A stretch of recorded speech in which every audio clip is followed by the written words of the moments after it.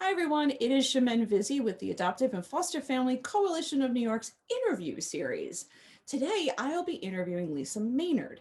Let's find out what she had to say and how she supports the coalition, adoptive families, and foster families throughout New York State.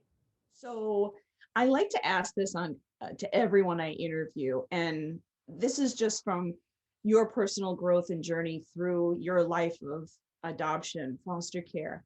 Do you have any books that you feel are important that you'd put out there and say, I really like this one in my opinion, of what kind of books you liked as you went through it that taught you something? So I've got a few books that I always recommend to people at any point in their adoption. Um, the Family of Adoption by Dr. Joyce McGuire Pavo is one of my favorites, and Beneath the Mask by Debbie Riley. Those two are super accessible, um, really, really easy reading, lots of great pointers in there, a lot of sort of like looking at the psychology of adoption.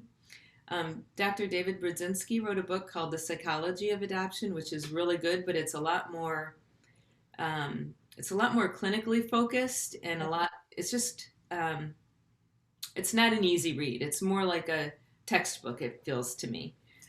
Great, great stuff in there. But as I said, the other two are more accessible, I think. The Primal Wound is a really That hard. one, that's a hard, you have to kind of put it down every now and then. I know a lot of people read it a little bit and then take a pause and then come back. Right. But It's a really it's amazing, yeah, but yeah, a really hard book to read. But and when I first read it, it made me very angry. I will say, because I didn't want to believe it. And all these years later, it's like, oh yeah, she knew what she was talking about. right. Yeah. And then I love Jean Strauss's book Beneath the Tall Tree. So she talks about being an adopted person, and she's got some fabulous videos that are free online as well. And I think it's Strauss, Jean Strauss. But talking about the adoptee's perspective and what it feels like in search and reunion and all the complicated emotions that go along with that. Okay. So Yeah. my last question, if you could tell the community right now why they needed to attend an AFFCNY conference, what would you say was the most important reason why, or a couple of reasons why you feel it's important to attend these conferences each year? They're fabulous. There we They're go. We're fabulous. done. We got our soundbite. It's one of a kind in New York State, and um, the connections are invaluable. Hearing from other families, right? So if you're an adoptive parent and you've got experiences, having that connection and listening to other people's stories to say, "Oh my gosh, I've had this experience. I'm not all alone in the world."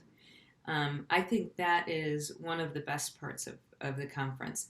The other is the knowledge that gets shared by experts. And by experts, I mean people who have worked in adoption over time and people who have lived adoption, whether birth families, adopted people, sharing their experience and their knowledge and resources and tools in all of the workshops. That is invaluable to be able to learn from people who have been there, done that. So, for you and I, this is not some theoretical, right? Oh, yeah, I read a book about adoption in my social work training, and so now I know about it. This is like, no, no, no, we have lived this experience, so we understand it in a different way. And I think that is just invaluable. Um, it's a great resource across New York State. There's just so much to offer. I'm a fan.